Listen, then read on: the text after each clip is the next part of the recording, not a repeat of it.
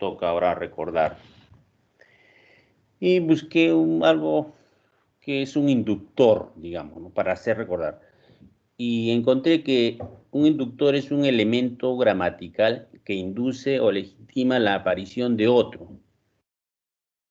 Como que estimula abrir otra ventana, algo así. También es traer a la memoria propia algo ya percibido, aprendido o conocido, o retener algo en la mente. Y finalmente, mes de febrero, recordar es volver a vivir.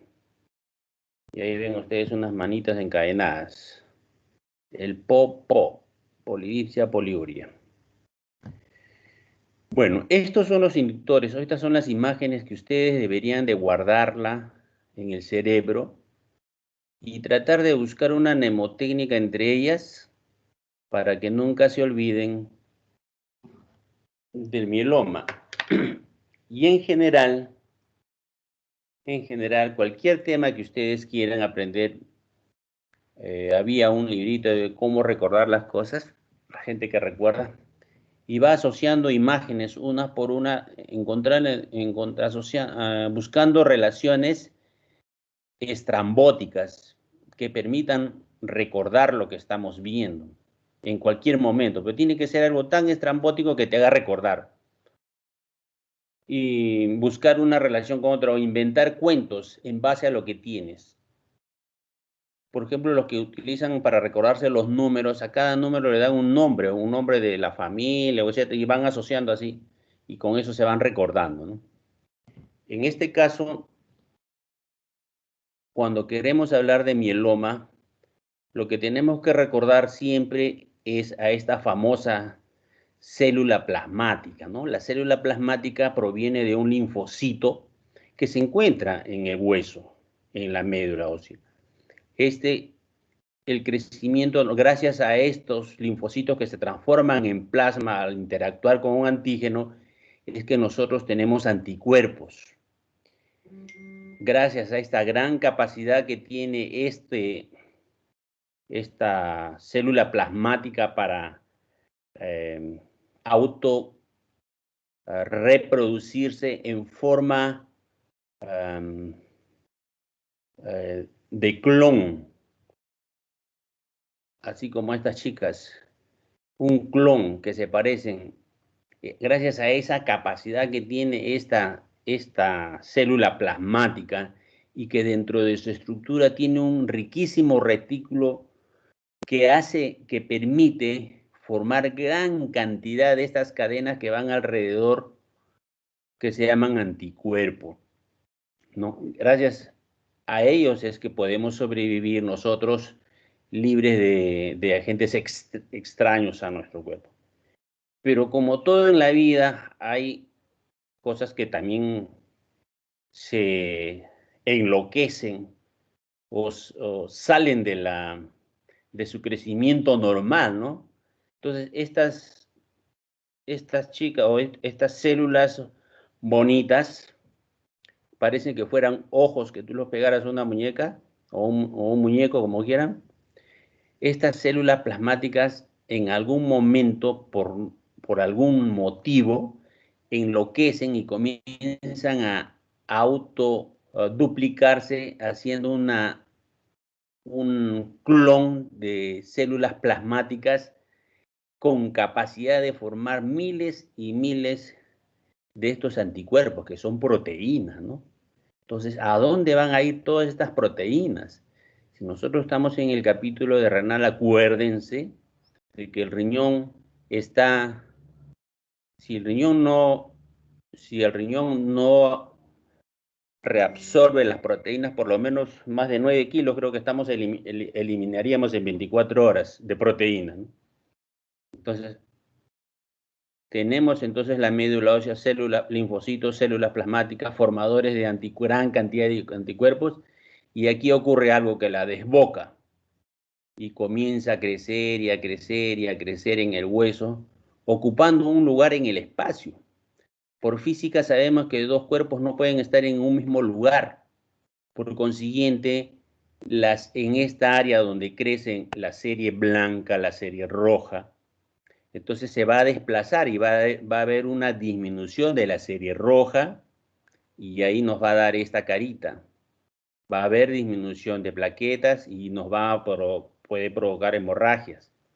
Muy bien, este desplazamiento, porque ocupa un lugar en el espacio, nos va a generar esta facies, una facies pálida, blanca. Y no solamente eso, sino da manifestación de una enfermedad crónica. Ustedes ven una carita en donde ustedes dicen, este paciente luce crónico, ¿no? Y siempre tenemos que tener el concepto claro cuando vamos a atacar un caso clínico o cuando vamos a evaluar a un paciente, siempre tenemos que tener en la mente si es un paciente agudo o crónico. Las estrategias son diferentes y en este caso es un paciente que luce crónico. ¿Y cómo sabemos que luce crónico? Simplemente porque lo vemos. ¿Qué cosa es lo que estamos viendo que hace que nosotros digamos, luce crónico? Entonces, hay algunos indicadores objetivos que me dicen a este paciente es un paciente crónico y que a veces no nos damos cuenta, lo vemos, sí es crónico, pero no sabemos por qué. Y aquí claramente ustedes tienen que recordar que aparecen los rebordes óseos o cara de calavera, y el otro es que no hay la bolita de Bichat. La bolita de Bichat desaparece, ¿no? Entonces eso más o menos te da una idea y el cuello delgado te da una idea de que es un paciente crónico, ¿no? Que tiene un cuadro consultivo. Pero aquí lo que me interesa, aparte de eso, es la anemia, ¿no? Explicando la posición de estas células que se han desbocado y que están ocupando un espacio desplazando a otras series. La serie roja celular. ¿Eh? Y otra de las cosas que me tengo que recordar siempre es este cráneo. Miren esas imágenes en sacabocado. ¿Qué significan esas imágenes en sacabocado? Significan que hay un estímulo en los osteoclastos. Hay un estímulo hacia los osteoclastos para la resorción ósea. ¿Y qué significa esto? De que hay una lesiones. Puede ser tan intensa, una vez escuché un caso, no fue mío, que era tanta eh, la ausencia, digamos, del hueso que cuando una persona se peinaba, el paciente cuando se peinaba, generaba convulsión, porque era solamente piel y no había este reborde óseo ya, ¿no? Por tan avanzado que tenía las lesiones en sacabocado. Muy bien. ¿Por qué tenemos que acordarnos esto del calcio, del hueso, de la resorción ósea? Porque esas son imágenes típicas en sacabocado. Imágenes típicas en sacabocado. ¿Qué consecuencia trae esto de la resorción ósea? Que en la sangre haya mayor cantidad de calcio. Y aquí tenemos que marcar algo muy importante para todos ustedes, que estas enfermedades, y en general las enfermedades neoplásicas, generan una sustancia semejante para proteínas semejantes a la paratormona que estimulan a los osteoclastos y van a generar la acción justamente de los osteoclastos de generar resorción ósea. Por consiguiente, es una forma muy temprana de poder determinar a través del calcio que un paciente puede tener una enfermedad neoplasia, mama, de útero, de cualquier neoplasia te genera. Entonces hay que estar alertas nosotros. No esperemos que nuestros pacientes lleguen en este estado, porque cuando hacen las interconsultas por falla renal, que es el tema, ya los pacientes están avanzados, miramos esto. Pero lo ideal es que no lleguen a eso, a la falla renal, ¿no? No lleguen a diálisis. Lo ideal es que se haga un diagnóstico temprano. Esto debería quedar para el recuerdo histórico nada más, para comprender. Entonces ustedes siempre acuérdense de la hipercalcemia. Ahora, antes no se hacía en mis tiempos, pero ahora hasta un AGA nomás ya te están dando un calcio. Entonces, si tú tienes un calcio elevado, ojo, o puede ser un hiperparatiroidismo primario que no da síntomas, o puede ser una neoplasia también que por ahí está oculta, ¿no? Entonces hay que parar las orejas y no esperar que el paciente se complique, que dé ese cuadro consultivo, sino temprano. Si ya tienes calcio, hay que mirar cómo están los linfocitos, hay que revisar cómo están las placas, o algo que nos o vaya orientando en el examen físico, ir buscando como un feedback al encontrar el calcio elevado, qué es lo que está pasando, ¿no? Vas revisando para tiroides en el examen físico, si hay algo. Entonces, lo que llamar la atención, porque ahora el calcio es una prueba que se hace con mucha frecuencia, y parar las orejas, ¿no? Parar las orejas. Cada vez que tengas un calcio alto, comenzar a buscar algunas hipótesis que tengan un sustento lógico para poder determinar si es un problema neoplásico o es un problema de paratiroides, ¿no? Por ejemplo, ahorita en las emergencias tenemos un montón de gases arteriales y donde salen el calcio. De 1000 pacientes que tengan, ustedes busquen cuántos tienen calcio y cuántos podrían tener alguna enfermedad, hiperparatiroidismo primario. Son fáciles o sea, es una forma, es trabajoso, sí, pero también una forma de que ustedes puedan hacer investigación, ¿no?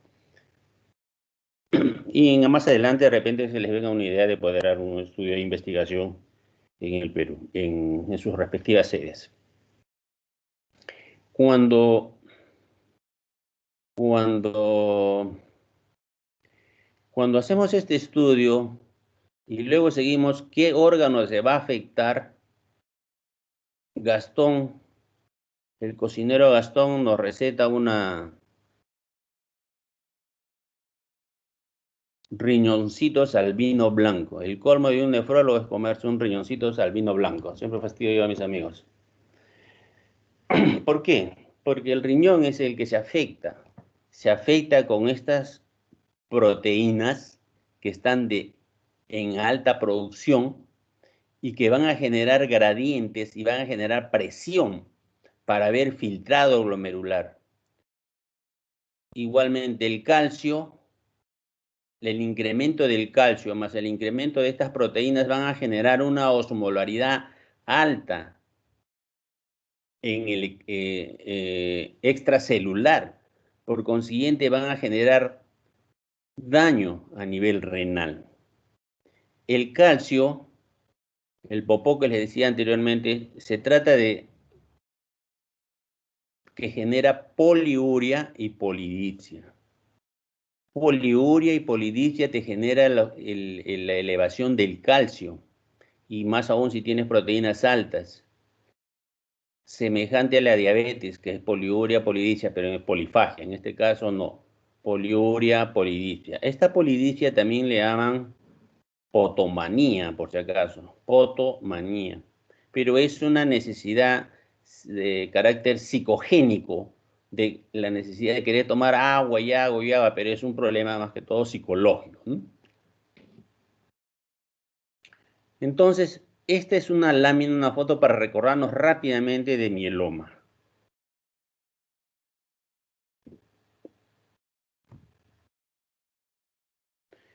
Decíamos que las células plasmáticas, estas bonitas células plasmáticas, tienen esa capacidad de que una vez que una célula contacte con un antígeno, esa célula que se contacta con el antígeno comienza a reproducirse, hacen un clon de las células. Y entonces este clon de células van a tener la capacidad para producir un tipo de proteína, un tipo de anticuerpo. Como todas son iguales, su producto también va a ser igual, o sea, es un tipo de proteína, un tipo de anticuerpo. Y tenemos anticuerpos, el famoso GANDE, ¿no? La G, la IgG, la IgA, la IgM, la IgD y la IgE. Para el caso de mieloma, el más frecuente es el IgG. y elige M,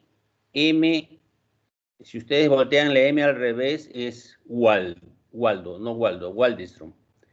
El Waldenstrom es también igual que esta, una enfermedad, una gamapatía monoclonal, pero predominantemente es del anticuerpo IgM, al revés de W, M para que se acuerden. Muy bien, entonces este plasmocito que tiene la capacidad para formar grandes cantidades de anticuerpos, este anticuerpo tiene dos cadenas ligeras y dos cadenas pesadas. Las cadenas pesadas son las que dan el nombre, el GANDE, GADME, y las cadenas ligeras son las que finalmente van a ser eliminadas a través del riñón y son las que van a hacer daños colaterales a nivel renal, la cadena ligera.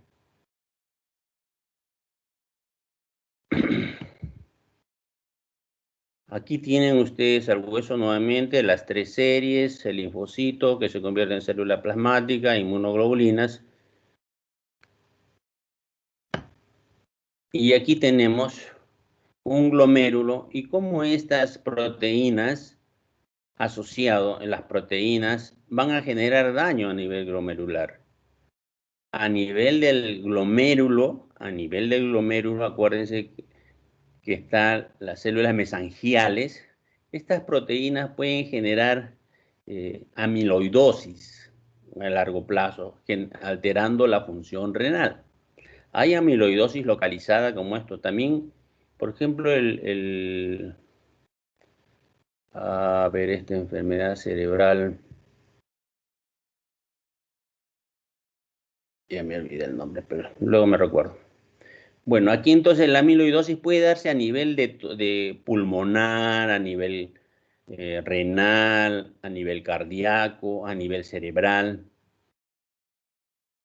Y entonces provoca en este caso daño a nivel glomerular, provocando la falla renal crónica.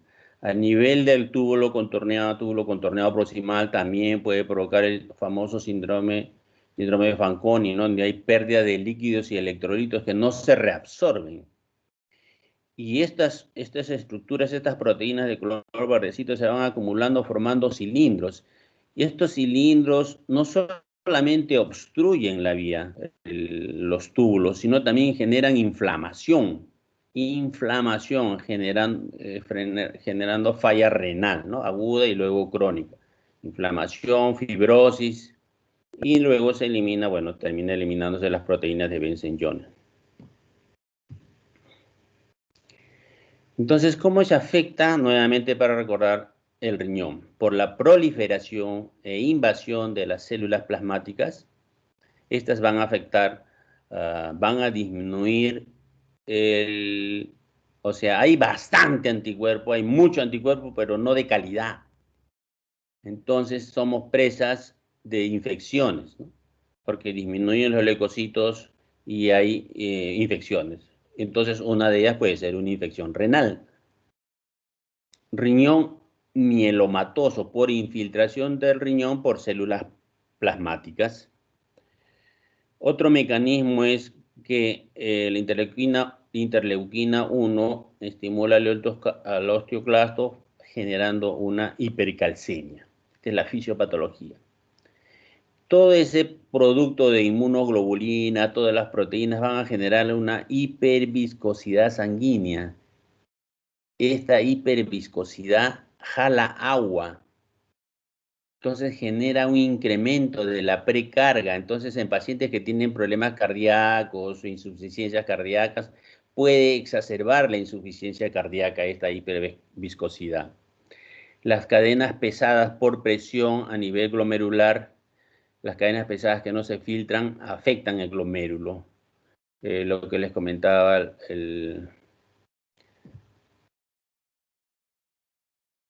la amiloidosis. Las cadenas K, que son cadenas ligeras, afectan el glomérulo, afectan las cadenas. Estas son las que pasan a los túbulos, ¿no? Amiloidosis, depósito mesangial, las cadenas gamma. Y las proteínas de Benson-Jones, las cadenas ligeras se filtran Bueno, el otro es el síndrome de Fanconi, que les expliqué, riñón del mieloma. Y bueno, este riñón, obviamente, con todo lo que tiene, tiene mayor sensibilidad a los contrastes yodados. En un caso clínico, en un paciente, descubrimos secundariamente un mieloma múltiple después de hacer una prueba con una sustancia yodada, ¿no? No tenía ningún síntoma, solamente que al aplicarle yodo comenzó a elevar creatinina y otros factores, a hacer estudio de calcio y todo, se llegó a la conclusión de que el paciente tenía un mieloma secundariamente. Afectación renal en el mieloma múltiple, tratamiento de nefrotoxicidad del tratamiento. La lisis tumoral me va a eliminar del ácido nucleico gran cantidad de ácido úrico. Y este ácido úrico forman cálculos. Y estos cálculos también generan falla a nivel tubular. El ácido úrico, acuérdense, si en alguna vez tengan oportunidad, es sensible al medio alcalino. Por eso es que muchas veces se utiliza bicarbonato cuando tienen la certeza de que es ácido, cálculos por ácido úrico, el uso de bicarbonato para diluirlo.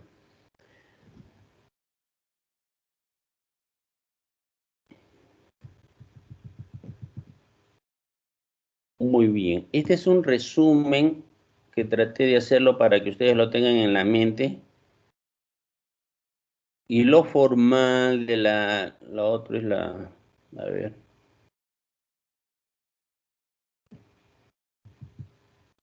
Como una especie de mnemotécnica para que lo tengan en la cabeza.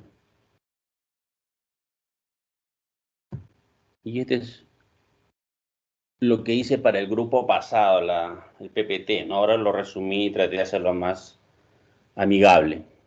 Y nuevamente tenemos las células B, los linfocitos, espérame un ratito con el anteojo. Miren, cuando una célula, un linfocito B, contacta con un antígeno, esta célula, hay un crecimiento clonal. Entonces ahí hay lo que les comentaba, ¿no? La formación de anticuerpos de células semejantes.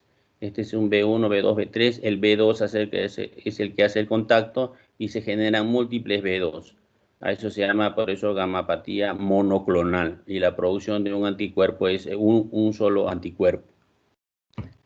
Les traje esta foto para expresar lo del clon. ¿Y qué es el mieloma múltiple? Entonces es una neoplasia monoclonal maligna de linfocitos B que pueden diferenciarse completamente hasta células plasmáticas y que proliferan en la médula ósea. Tiene la incidencia de la epidemiología. Usualmente es un viejito. En la mañana me dijeron anciano. Bueno, son viejitos o adultos mayores, ¿no? Adultos mayores, mayores de 60 años, adultos mayores de 60 años que están con dolor lumbar y lucen un poco pálido. Es una característica de estos pacientes. Y los síntomas más frecuentes son dolores óseos, ahí le enseñé la calavera por eso, la anemia, pérdida de peso, les presenté las imágenes, infecciones, fiebre, esplenomegalia es poco frecuente, muy poco frecuente. Las visceromegalias y adenopatías, visceromegalia y adenopatías es para la macroglobulinemia de Waldenström. Esa es la diferencia entre uno. Uno es esplenomegalia, visceromegalia y adenopatías, y el otro que se agrega es el M, ¿no? Al revés de W. Luego, ¿cuáles son las pruebas útiles para el mieloma? Aspirado de médula ósea de cajón para ver si tiene un más de 30% o menos de 30% de plasmocitos. La electroforesis de proteínas séricas. La electroforesis es un mecanismo físico que utilizan la electricidad para separar las proteínas. Y cuando haces un estudio de las proteínas del líquido sérico, vas a tener por un lado la albúmina y por otro lado las proteínas, las gamma proteínas, el GANDE, ¿no? GADM. Por aquí tengo, creo, una. Esta es la electroforesis. La electroforesis donde el pico más alto es de albúmina, luego viene alfa, beta y gamma. Este, en estas patologías migran hacia la banda gamma, por eso se llaman gamma-apatías monoclonales. Y las más frecuentes son la G, como le dice la IgG.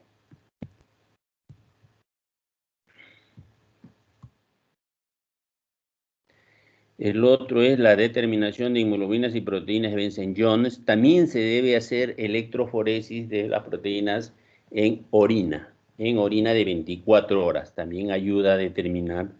Y el otro es el survey óseo que le llaman, ¿no? El survey óseo, tomar radiografía de los huesos para buscar esas imágenes en saca bocado. Criterios mayores de diagnóstico: plasmocitoma en biopsias de tejidos, plasmocitosis en médula ósea con mayor de 30% de células plasmáticas, el pico monoclonal en la electroforesis de suero, principalmente IgG, puede también ser IgA, y en orina la excreción de cadenas ligeras en la electroforesis de orina, 1 gramo en 24 horas. Criterios menores. En realidad nosotros lo que deberíamos hacer, nos interesa mucho es ver la falla renal consecuencia de, ¿no? Pero aprovechamos para poder tener este diagnóstico de mieloma.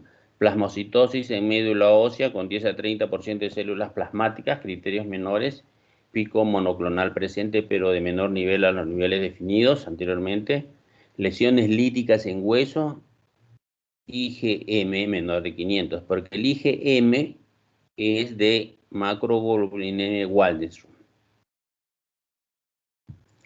Estas son las imágenes típicas en sacabocado. Doctor, disculpe. Sí. Parece que no está corriendo la diapositiva. Se quedó en el lomérulo, en la diapositiva 6. ¿Ah, sí? Uy. ¿No se ve la imagen entonces? Se quedó en esa diapositiva.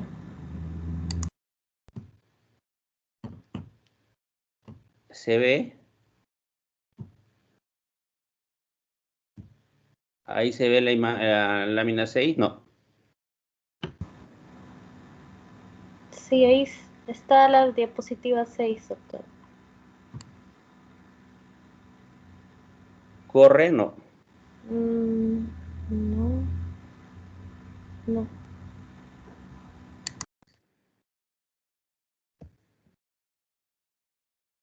Ahí.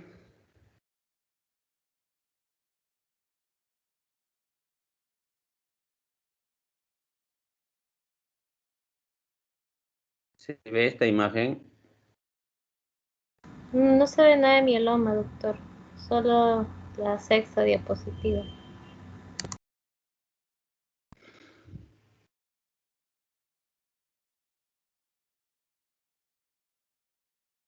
Ay, qué tonto.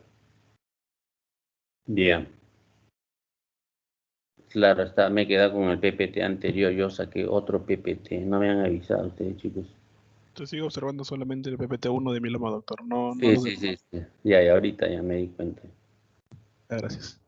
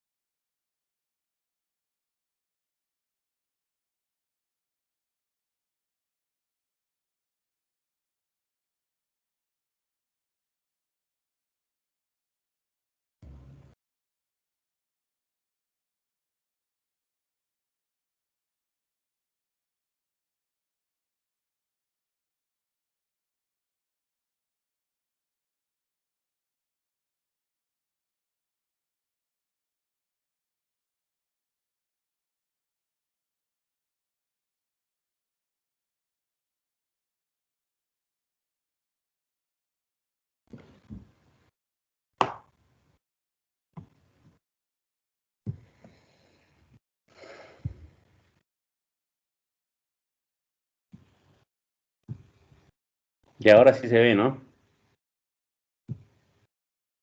Sí, ahora sí. Sí, doctor. Uy, todo estaba hablando, no sé qué mañana estaba entendiendo. Muy bien, rápidamente activo, les comunico entonces. Esta célula B, que ven aquí, es un recuento de lo que hemos hecho, pero más detallado. Células B en desarrollo, miren, hay una célula B1, B2, B3, la B2 interactúa con un antígeno y esta B2 se divide en un clon, cuya capacidad para formar anticuerpos es semejante en todas ellas, ¿no? Esta es la gran cantidad de anticuerpos, gran cantidad de proteínas que se van a generar, esa gran capacidad que tiene esta célula de plasmocito. Y esta imagen es para expresar el clon, la capacidad que tienen esas células para clonarse. Y la definición de mieloma múltiple que ya les comenté, eso sí lo han escuchado.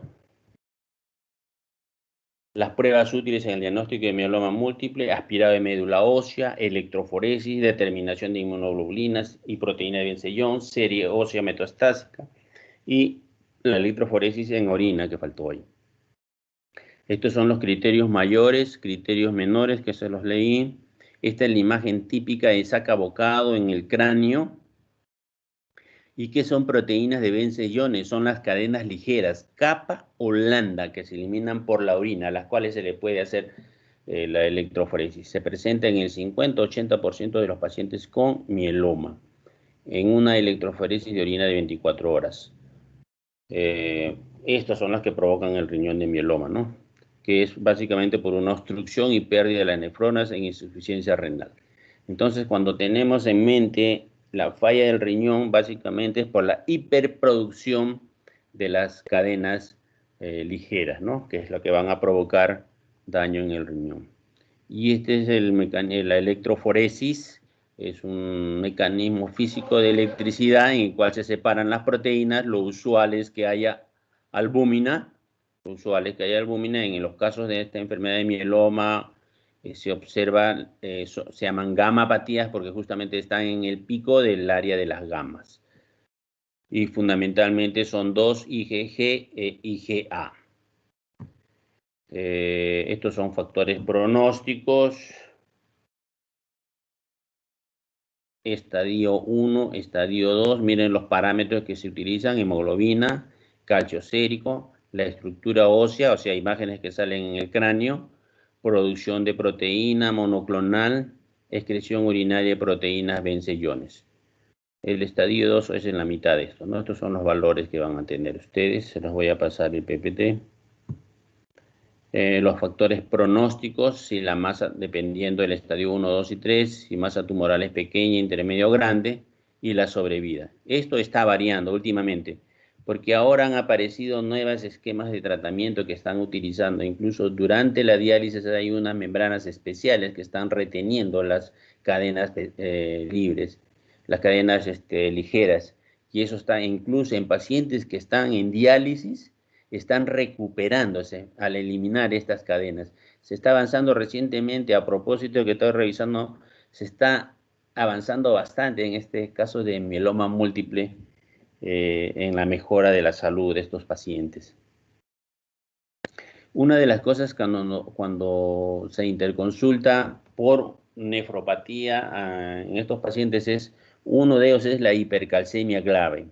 Y la hipercalcemia grave, como ustedes saben, el popo es polidicea, polifagia, genera eso y nos va a generar a nivel renal eso una vasoconstricción, falla renal y básicamente es por el calcio. Entonces lo que hay que hacer es esa osmolaridad que hay en el extracelular, hay que diluirla y por lo consiguiente requiere hidratación. 3, 4, 5 litros de agua, si está muy crítico se le pone su catéter y se hace un monitoreo de la presión venosa central para hidratar y una vez lleno el tanque empezar a administrar diuréticos para eliminar, para facilitar la salida de agua con calcio a través de las vías urinarias, ¿no?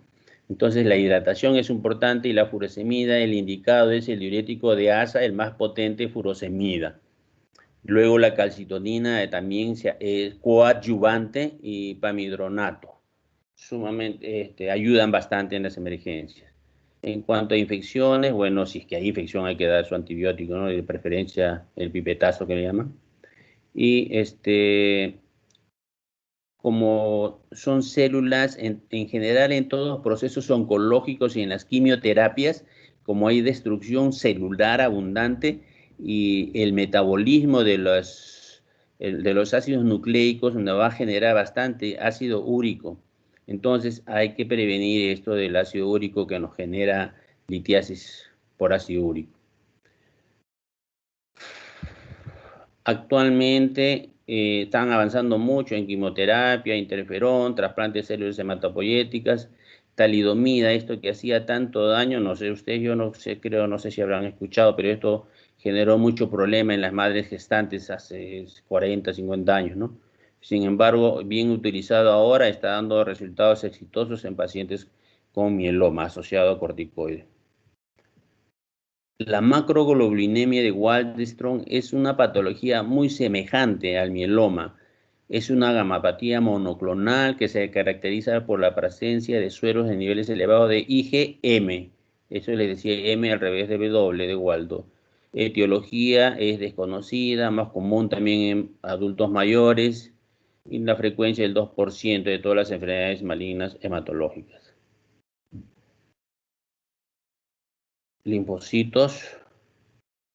La macroglobulinemia de Waldenström en médula ósea ha infiltrado por linfocitos y células plasmáticas, y en el sistema musculoesquelético hay lesiones óseas, pero menor en relación al mieloma comparativamente, ¿no? Ellos fundamentalmente en esta patología su afección es en vísceras y en ganglios. Sus síntomas principales parecidos, debilidad, en este caso sí hay hemorragia por plaquetopenia, se ve más, pérdida de peso, consuntivos, síntomas neurológicos, eso es por hiperviscosidad, los síntomas generan hiperviscosidad, un aumento de la osmolaridad extracelular y como que deshidrata la neurona porque jala el líquido y por eso dan síntomas neurológicos, eso es por hiperviscosidad, igual los problemas visuales y fenómeno Raynaud. Los hallazgos físicos, aquí está lo que le comentaba, básicamente es hepato y esplenomegalia. El otro es adenopatías, ganglios. Esto no tiene mieloma. La diferencia, estas son preguntas que hacen a veces, ¿no? Mieloma y macroglobulinemia. Mieloma no se caracteriza por tener esplenomegalia, a diferencia de esto, que sí, es macroglobulinemia igual de eso. Adenomegalia, esplenomegalia, es clásico.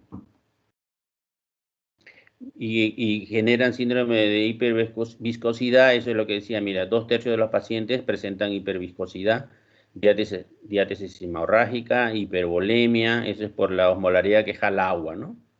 Y bueno, la consecuencia es insuficiencia cardíaca, hemorragia, papiledema, visión borrosa, confusión, estupor y coma. Y básicamente es por este problema de hiperviscosidad, es algo físico que creo que yo les hice en equilibrio.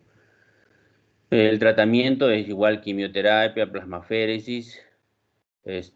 Bueno, la plasmaféresis ayuda bastante en este caso. Y bueno, el tratamiento de especialidad, ¿no? Los quimioterápicos. Bueno, chicos, yo creo que hasta ahí nomás quedamos. Van a tener claramente ustedes entonces que este es un problema, una enfermedad. Es una gamapatía monoclonal. El origen está en el linfocito B, que se desbocan, hacen células plasmáticas, estas generan gran cantidad de proteínas, estas proteínas van a generar lesión a nivel renal por distintos mecanismos o distintas estructuras de la nefrona y van a crear finalmente falla renal. La idea es que los pacientes, bueno, la sintomatología clásica es anemia, palidez, cuadro consuntivo, la idea es que no lleguen a ese estado, sino nosotros a partir de ahora, o de repente ustedes ya lo sabían, hay que tratar de prevenir, buscar, estar alertas, buscando preventivamente estas patologías para darle un tratamiento anticipado, no evitar que estén ya teniendo fracturas, lesiones renales, ¿no? Sino anticipadamente hacer los diagnósticos. Y el calcio, no se olviden, a partir de ahora, el calcio debe ser para ustedes una forma de poder diagnosticar algo que está oculto. Y el calcio tienen que ustedes también correlacionar con la albúmina. Albúmina 4 hay que tener en la cabeza. Albúmina 4. Albúmina. Son cuatro sílabas. Albúmina en 4. ¿Y qué significa eso? Hay una fórmula que relaciona calcio con albúmina. Entonces, si ustedes tienen la albúmina por debajo de 4, ese calcio va a variar. El calcio que le da la computadora, el calcio que le dan los resultados, va a variar el calcio real. Les pueden dar un calcio en 10 por decir, y si ustedes aplican la fórmula y tienen una albúmina de 2, con seguridad que ese calcio le va a salir en 12 más o menos. Entonces tiene hipercalcemia. Traten de utilizar la fórmula. Ahí las fórmulas en calcio acérico. Sus compañeros que están conmigo también les pueden dar la fórmula en Excel que lo tienen.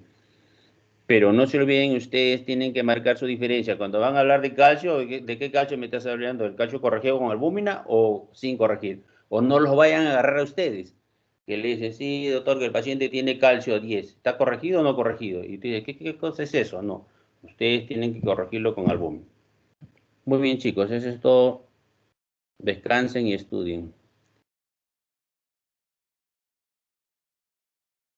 Gracias, doctor. Buenas noches. Gracias, doctor. Ya, listo. Muchas gracias, Está bonita. doctor. Buenas Gracias, noches. doctor. Hasta luego, doctor. Gracias. Luego. Gracias, doctor. Buenas noches. Buenas noches. Gracias, doctor. Hasta mañana. Ya, Rodi. Uy, hasta mañana, mijito.